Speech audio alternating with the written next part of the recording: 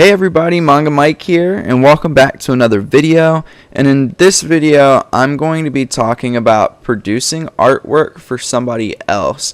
In this video, I'm also going to talk a little bit about my first actual commissioned piece, but I'm going to talk too a little bit about how you can lead yourself into a commission piece and how sometimes it might be appropriate to do commission piece and sometimes you might feel like it's not necessarily appropriate. And then I'm also going to talk about the overall experience of my first commission piece for those of you who might have a commission piece that you're working on, or it's a possible prospect in the future, just to give you a little bit of insight on your first time, or somebody who just did their first time, and how that might feel. So just so you're not too bored, I'm going to put up some of the work that I did for this client in my commissioned piece.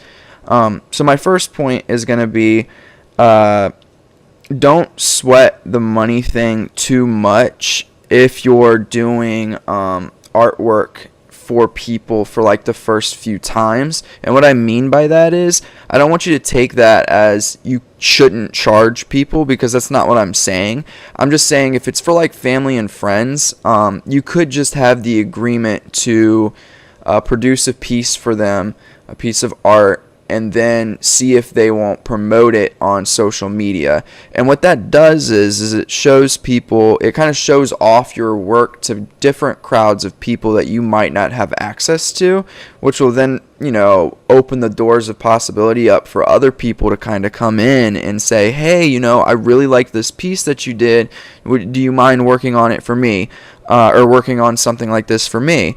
And that's really good because it gives you more potential clients, and it's getting your artwork out there, and it's also helping you get past that first initial phase of whether or not your art's good enough to even ask for money for, which it always is. If somebody's coming to you and asking you to make a piece for them, that means that your artwork, they already like it. I'm going to talk a little bit more about that in a minute though. So let me go ahead and put up the next part of that.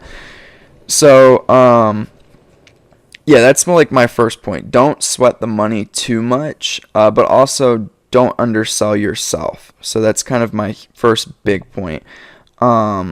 And then how can you kind of go about that? So with this particular client, even though we did discuss a price and everything, there were times where I was like, you know what, maybe I can just see if they'll promote me on social media, like a lot, just to see if I'll get more clients. And so what I mean by that is like, if you have a Facebook page, see if they'll, like your Facebook page, make sure, for at least a couple of weeks they're liking your stuff or whatever on Facebook, promoting you on social media. If they have a Facebook, maybe posting up the picture, and this is what this client did, which was amazing, but they posted up the finished work that I did for them, and said, this is, this person that I went to high school with, they produced this fantastic piece for me and my fiance, and it was awesome that they did. But that's something that you can ask of your clients, right? Because there are people like that they were connected with on Facebook that I don't know who they are, and those are potential clients in the future, and I didn't have to charge them for them to do that, right? I didn't have to say, well, it's the money and this. I could have just said, just do this for me, and I think that would have been really, really productive. So anyways, gonna go ahead and that's not what I wanted to do. Let's do the line work. There we go. So now I wanted to talk a little bit more about the experience overall. So the first thing that I felt when I got this message on Instagram saying, can you do this piece for my husband? His birthday's coming up. The first thing that I felt was I was so excited. Like, I immediately texted my girlfriend, and I was like, hey babe, you won't believe what just happened. Like, these people want me to do this for them. And she was super excited for me too, and it was an awesome experience. And then it kind of hit, and I'll go ahead and post up this next part. It kind of hit me. I was like, what if I produce something that's not good enough? Or what if I start making this and they don't like it? And the nervousness kind of set in, and it's a little nerve-wracking, because especially like for this one, they insisted that they get paid, right? I actually did say, maybe if you want to just pay for the supplies, and I'll do this for free. And she was like, no, we're gonna pay you.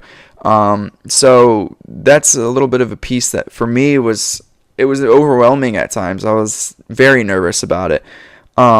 But it was nice to sit down and talk to people that I love about it, especially my girlfriend, and coming to the realization that, these people are hiring me. They've looked at my work, and they want me to produce something for them in my style that they're going to pay me for, right?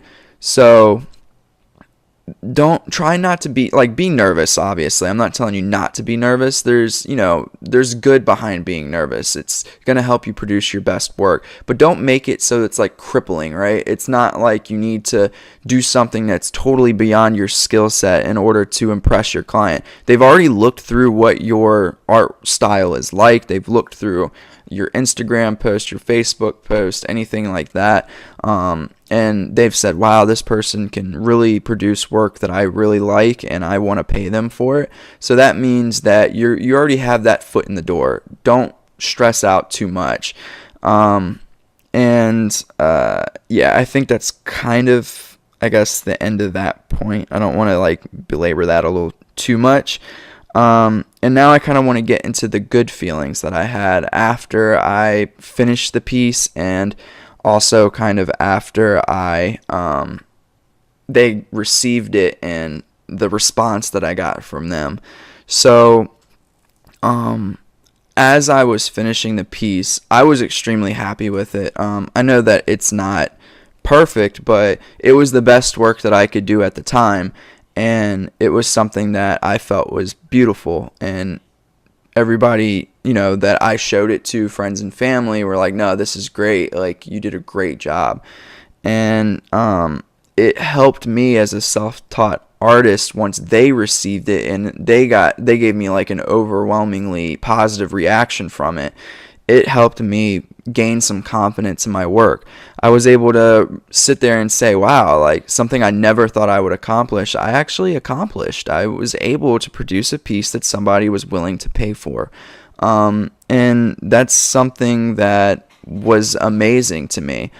Even if they didn't pay for it, even with just an overwhelmingly positive response, it was really refreshing, and it did give me a lot of confidence. So like I said, there was not really too much of a reason for me to be overwhelmingly nervous, because they sought me out for the piece, and they enjoyed the piece at the end.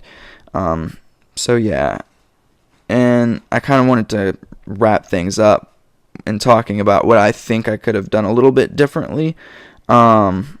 And I guess this is like just my desire to want to be a better artist in general, but I do kind of wish I would have learned a little bit more about digital art. I'm sure that there's a lot of other things like techniques and stuff that I could have used in making this piece, but that's not to say that this piece to me isn't beautiful or it wasn't, what the client wanted. It's just, there are things that I could have learned in order to put this piece out a little bit more, like put it to the next level.